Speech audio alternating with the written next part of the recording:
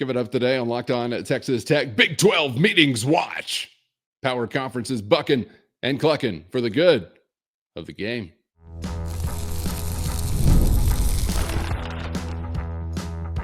You are Locked On Texas Tech, your daily podcast on the Texas Tech Red Raiders. Part of the Locked On Podcast Network, your team every day. Great to be with you again on Locked On Texas Tech on the Locked On Podcast Network, your team every day, always free and available on YouTube or anywhere you get podcasts. And thanks as always for making us your first listen with the only Chris Level. I'm Casey Cowan. Chris, great to be back with you as we dive into today's conversation.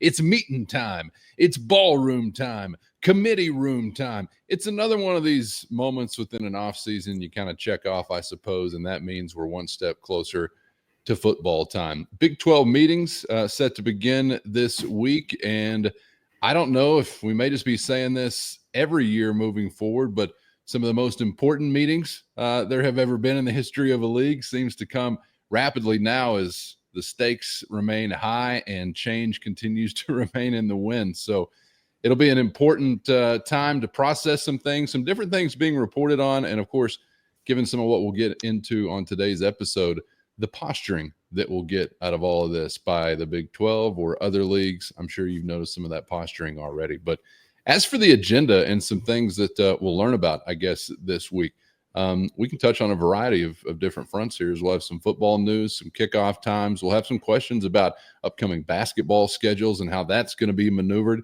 But this is where some of these decisions will be discussed and I suppose made to some extent. So maybe overlooked on occasion, but the all-important meetings are upon us. Yeah, and of course it's at a fancy resort.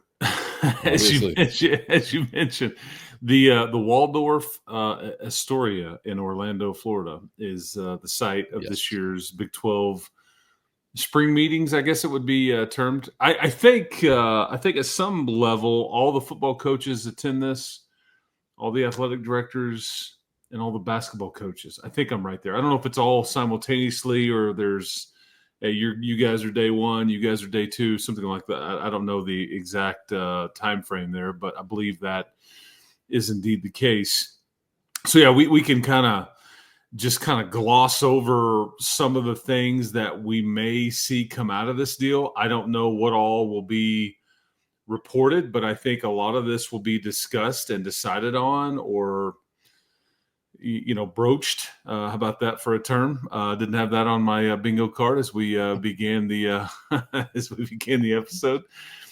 But yeah, so you're gonna get kick times, I think, for the first 3 weeks of the football season. I think that will come out by the end of the week. I don't know if that, and then there's some different dynamics there. Some of that, if some of your games didn't get picked up for the by the national folks or whatever, and I would guess that right now Texas Tech and Oregon State may be picked up by somebody, but I don't know if Pine Bluff or Kent State will, but you may get kick times. But generally speaking, the first 3 weeks of the football season should have kick times by the end of the week in the Big 12, and we will become aware of those, I think. I am curious, as you touched on, the basketball schedule.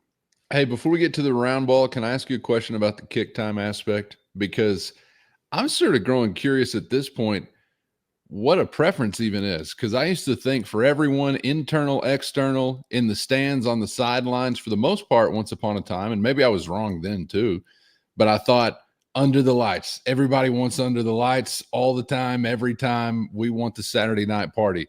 I thought that extended probably also to the team or the participants as well. Maybe it didn't, but I'm wondering if it did.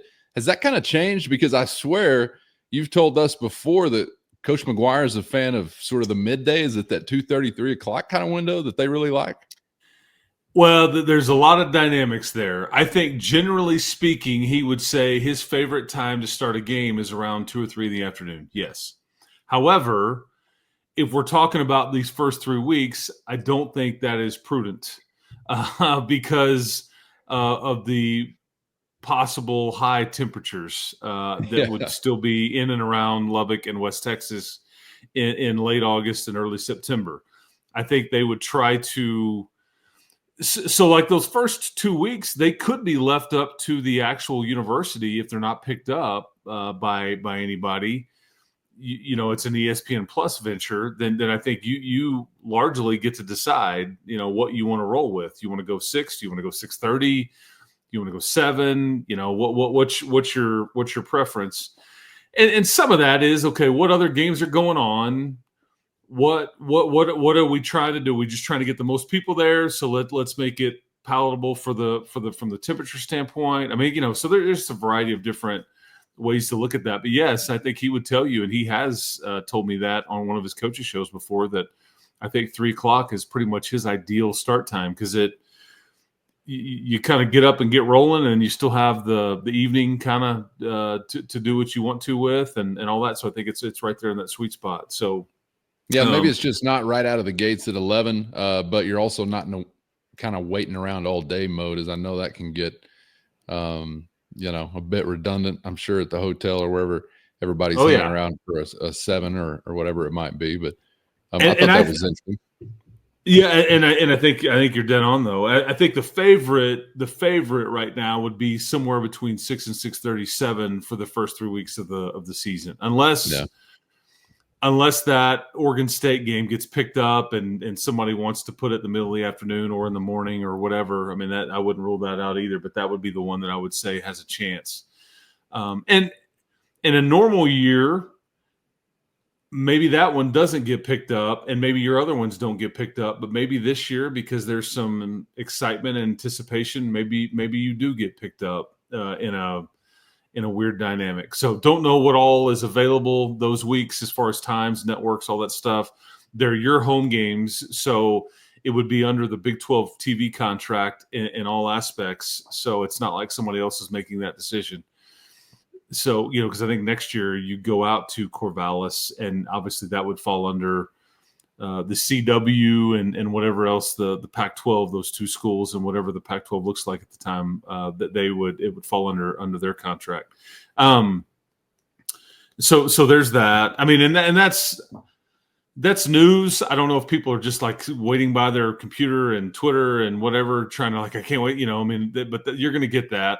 The other thing, though, that there's a variety of different things as it relates to football. So maybe we should just do that first instead of like moving on to hoops. But I do think, like, I saw Kirby Smart very outspoken about what their conference's stance would be, the SEC, on a portal window, and that's a coaches and a calendar conversation. We had talked on this show, I don't know, Cowan, when was that? Week or 3 ago, about you're headed for one portal window. That's what's going to happen. I just don't know. I think there's some disagreement on. I think most people feel like that is a late March, April, early May sweet spot. Pick you 2 weeks, 15 days in that general time frame, and then Kirby Smart comes out and says he feels like it should be in January.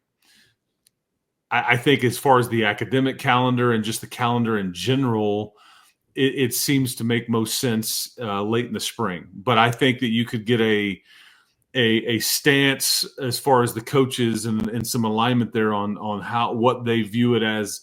This is the best way. This is how we would like to vote. This is how we would like to sway this argument one way or the other. And I think that's coming. I also wonder, from a Big 12 standpoint too, speaking of portal windows, depending on when an actual decision is made on one portal window and when that would be, for as long as you continue to have two. So maybe we're done with that. Maybe we've got another year or two with two portal windows. Not real sure.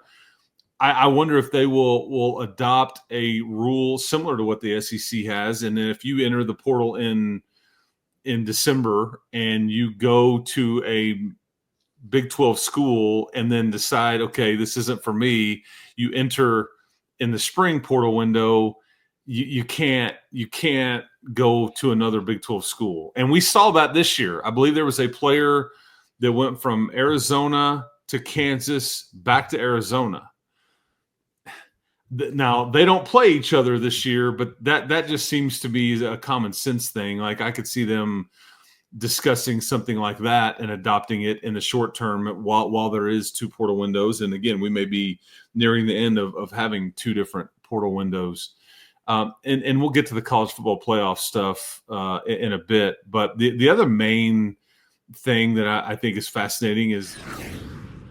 First, today's episode brought to you by FanDuel, and the NBA playoffs are here, and FanDuel is giving new customers a great way to get in on all the action. Right now, when you join FanDuel and place your first $5 bet, you'll get $250 in bonus bets if your first bet hits. Plus, after the game tips off, you can even combine live prop bets into a same-game parlay for a chance to really win big. So don't miss out. Head to FanDuel.com and claim your $250 in bonus bets today.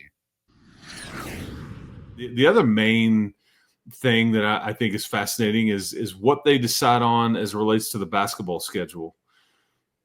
Namely, who plays who? How do we determine that? Is this we are most worried about everybody playing everybody at least once? Are we trying to highlight? I mean, they largely know what a top 25 is going to look like. I think BYU, Houston, and Texas Tech would be at the top of any sort of poll and pick your order there.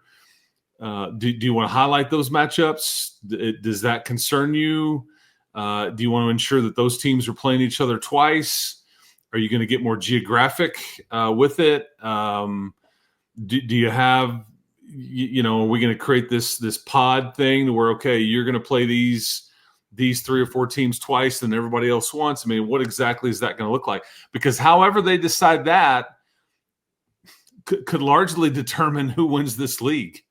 Because somebody could get a very difficult run at it and somebody could get a very easy run at it, depending on how that is set up. And I'll be real curious to see kind of what comes out of that. And this is obviously men's and women's hoops. We're talking men's here, is that they're going to go away from the 20-game schedule back to 18. And do they come out and say, okay, we're going back to 18. However, you need to play this many games in the non-conference versus the Power 4 or something along those lines? Did they kind of set some criteria there? I don't know that, but I mean, I bet we get some sort of news as it relates to a basketball schedule. We may not get the schedule. That usually is far later in the summer, even early fall, but how they will do it and who plays who and what their setup is going to be is something I bet is either already decided or needs approval or will be discussed and decided on at these meetings. Did you tell us what your preference was on when the one transfer portal window should be? And do you think that if it were to be in the spring, that would help get us out of the era of a player opting out of the playoffs because he's hitting the transfer portal or that kind of collision at the end of the actual season? I think it's best in the spring. I think that there's a couple of things. Yes, I think you get more participation in the postseason, whatever that is for whoever's playing in it. Whatever that looks like, I think you get more participation in there.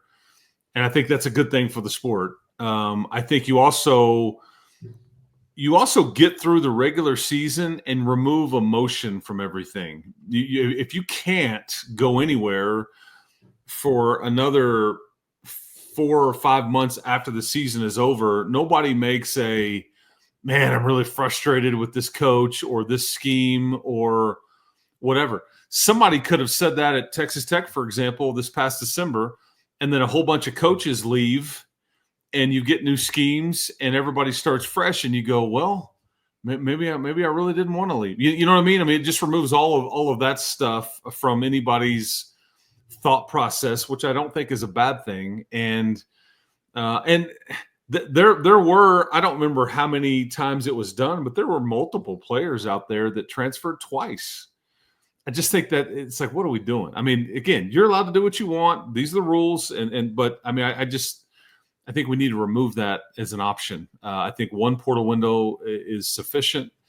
As when I would go through the cafeteria line at Furs back in the day after church with my sweet mother, and I had, I wanted one of everything. Yes, I want Jell-O. Yes, I want the pie. Yes, I want macaroni and fried okra and pot roast and some fried chicken too, and then a roll. Sure. And then you get there, and she's like, "This is sufficient, Chris." And I'm like, "Yeah." And then I couldn't even come close to eating it all. But one portal window is sufficient. So I think, and I think most people agree with that. I was asking for double of the same piece. So I don't know. Maybe I'm going the other way. I'd like to double up on some of that portal action. Not really. I do think one window would help ease some of the things that I find frustrating. That opting out of a bowl game is kind of a different thing to me, but pursuit of a title in a playoff field, that's crazy to me. And I kind of wonder too about the aspect of just guys. This is more so probably related to like contract terms and things like that. But I wonder about guys just getting in the portal because, well, that's where they get their leverage flexed, and that's what they need to do. I do the same thing in my situation, and I still hate it, and it sucks. We get into that kind of thing. And we've had guys return, they're in, they're back. I don't like the vibe that gives off. So I don't know. That probably doesn't come with the easing or lessening of that, probably doesn't come as much with just confining it to one window. That's probably, like I said, more term related or maybe contract related. But that's another, to quote Beyonce, bugaboo on my list, Chris, with kind of the current status quo. Yeah. There's a lot of things that are, I don't know, cringy about what's going on. But again, people are allowed to, these are the rules, like what we have right now. Now, granted, some would argue there ain't no rules. We don't even have a set of rules for the fall. Speaking of, like the House settlement is still not passed. That will be discussed. Everybody is operating already like it has been passed and is planning on operating this way. That July 1st timetable is creeping up on you. The judge has still been sitting there, and I think you could have a stance or some discussion as it relates to the Big 12, whether it's presidents or athletic directors of the commissioner and all the above, on kind of, okay, what do we do here if it isn't? What do we do if it is? I mean, all kinds of dynamics as it relates to NIL and all the stuff. So I think that is certainly worth pointing out as well, because I'm sitting here talking about, well, these are the rules. You're allowed to do what well, we really don't know what the rules are going to be in the fall. We think we know, but we're not entirely positive yet, because all of these players on every roster has signed contracts NIL related with the collective, and they almost all are in there like, okay, you get this if the House settlement is passed. If it doesn't get passed, then this is what happened. I mean, there's all this, again, lawyers, man, they got paid on a lot of this stuff, and we just don't have any closure or finality to any of that yet. But we'll see if anything comes out along those lines at all, and kind of what is discussed as it relates to a conference-wide thought process about the House settlement, if anything. As for the basketball schedule, I got to admit, I think the Big 12 went a little soft here. 1 year, we give it one go-round with the jumbo schedule, and now we're thinking, never mind. I'm disappointed at this turn of events. I got to be honest. I get their reasoning, but I also think that in the instance of somebody backpedaling on a schedule, where has football been the entire time after going to the 9-gamer? They're the ones that should have immediately said, never mind, we're going back to 8. This makes everybody's job more difficult, and we're all fighting a perception race nationally when it comes choosing time, rose ceremony time. The basketball thing, I feel like there's much more of a margin for error. So I know it does beat you down, but I don't think it really would cost over the years many actual tournament opportunities from your league. But I know this is a big change, and I get you've given us the reasons. They make sense. But as a fan, a little soft. I hate that they're doing this. I got to be honest. And I know the football one, it was a TV inventory problem. This is what you're going to have to do. This is what inventory we want. This is what we're paying for. Give it to us, or we're going to take our pocketbook and go spend it elsewhere. And so the Big 12 was like, you got it. Whatever it takes. I thought that was part of the basketball conversation. You are creating more inventory for the TV networks and helping your TV partners out.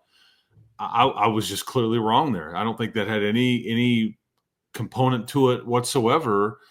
And so with that, I am. If you get back to 18 now that you're in this 16 team league, I mean, I'd like to see the list of tiebreakers. I'm sure they're just going to roll largely with what they went, but I bet much more of those come into play because it's highly probable that you could have two teams tied that didn't play each other, and then you get into common opponents, or you get into point differential, or you get into what the record was of in the highest the highest mutual team that you both played, and I mean there's all those dynamics at play too. But I'm genuinely curious, like how they'll decide who gets to play whom, because you remember this when there was a Big 12 North and a South. I felt like everybody in the South was heavily disadvantaged. I thought Kansas won many basketball championships. I'm just going to call it like I see it. Missouri. Big 12. Yeah. I mean, Colorado was awful. Kansas State was awful. And like Kansas was getting all those schools twice. And you're down here playing Texas and Oklahoma State when they were really good. And Oklahoma was really good when Kelvin Sampson was there. I mean, we're going several years back, but I just always thought this isn't the same. You're not playing the same schedule, even though you're in the same league. So there's really no fair way to do it. But we missed the round robin in the football aspect because that was the most. It was just fair. There was nothing left to wonder about and all that. And I bet we get something similar in the football race this coming fall too. But I'll be curious about that. If you're anticipating more log jams atop the standings, here's the solution. Scrap the conference tournament as we know it. Let's birth a new conference tournament. Whether it's the top four, whatever it's got to be, to have just a quick couple go-rounds, that'd be much more entertaining than what we're getting actually. And maybe there's some more cash involved. I don't know. Just spitballing here. Yeah, there's too much money at stake to do that, but I get what you're saying. Yes. Hey, some of these things, I'm just stealing ideas from the college football universe right now. Some of these things we've heard mentioned about conference championship weekend in a college football sense is kind of hard to believe, but it seems like anything's possible at this point. That's sort of where I wanted to land to wrap up our conversation today. It doesn't necessarily have only to do with college football, but it leads with college football. There's no question about that. And this week we've gotten to enjoy, and this is just something you really got to love about college sports. This is what we're fighting to protect.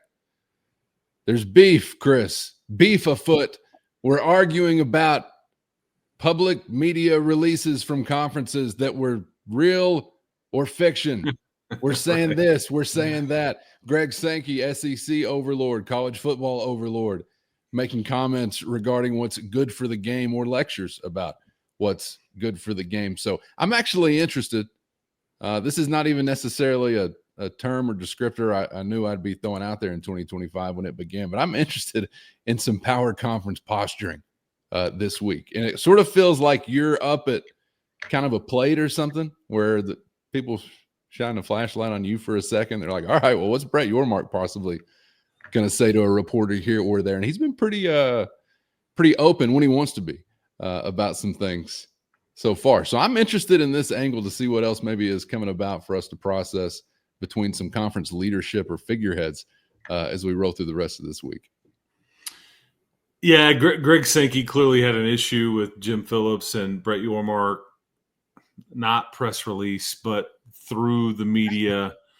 They basically were like, we made this straight seeding decision for this coming year's playoff. We did it for the good of the game, and we hope that the stewards of the game going forward will also operate this way.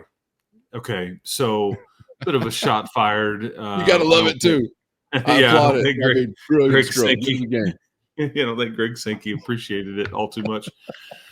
So what you've got, and we'll get into like where the Big 12 comes out in this, but there is no caretaker of this sport. That's the problem. So it's left to these commissioners to kind of duke it out, to use public perception and the court of public opinion, and use the media and try to negotiate amongst themselves, even though that the ACC and the Big 12 kind of acquiesced a year ago and was like, yeah, you get to be in charge. And I think it's like the best analogy I've heard with this is like Greg Sankey is like, comes off as like, we all have these group projects in college, and it's like you get assigned for this group project, and sometimes it was your final exam or whatever, a presentation or group project. And it's like, you and 4 or 5 classmates. There was always the one that was the heavy lifter. And then, you got maybe one that didn't really do anything. And then there's some others like, pitched in here or there. But Greg Sankey is like this. He's been tasked with being the heavy lifter here, even though he doesn't really want to be.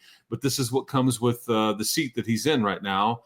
And I don't feel sorry for him, but I think he's frustrated with that position, although he created it in many ways. His league created it. So here we are. So he's the heavy lifter in the group project, trying to figure it out. And I think what their stance is, you are frustrated about the automatic bid scenario, because I think if you agree to the 4-4-2-2-1-1 deal, that is probably the most likely scenario. You are basically publicly suggesting, yes, we're half the league that they are. Okay, now the flip side is what Greg Sankey is saying. Look, y'all want us to play a 9th conference game. You want all these good non-conference games, and heck, Nebraska just canceled one versus Tennessee because it behooves the schools right now to win more instead of testing themselves and risk a loss. So if you want us to do all these things and play a 9th conference game, then this is what we want.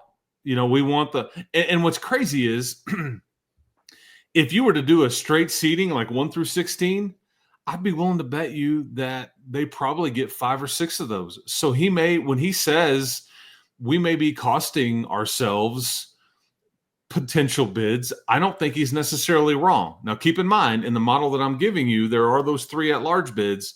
They are probably going to get 1 or 2 of those, so maybe they're not costing themselves anything. But I think what he's saying is, that's what y'all made me the godfather here, and so here's the offer that you can't refuse. We'll play a 9th game, sure. We'll give you these great non-conference matchups, but you can't. I heard Andy Staples talking about this, and it's like he's never seen Greg Sankey, because he was the one that asked the question to Greg Sankey that kind of set him off a bit, and he went down a path about non-conference scheduling, and everybody wants to talk about the playoff, but really this is a regular season and a non-conference conversation as much as it is the playoff, because we can't one with the other. It's all like tied together, and we'll do these things, but here's what we want. And is the Big 12 willing to say, no, we're not? I mean, and again, I guess you can say no all you want, because at some point they're just going to go, well, tough. Like, here's what you get, and deal with it. So they're trying to angle for the 3rd automatic bid. Maybe there's a 2.5 bid scenario out there to where you could say ACC, Big 12, you each get 2 automatic.